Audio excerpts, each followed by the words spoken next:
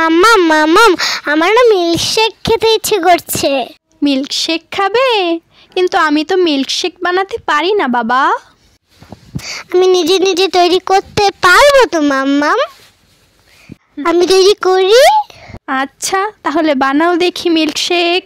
প্রথমে আমি কিছু স্ট্রবেরি নিয়ে নেব, তারপর ব্লেন্ডার জারে আমি দুধ দিয়ে দেব, কেটে রাখা স্ট্রবেরিগুলোও দিয়ে দেব, তারপর কিছুটা চিনি দিয়ে দেব।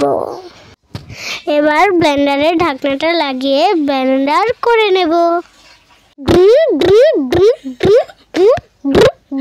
মোটরটা ঘুরছে।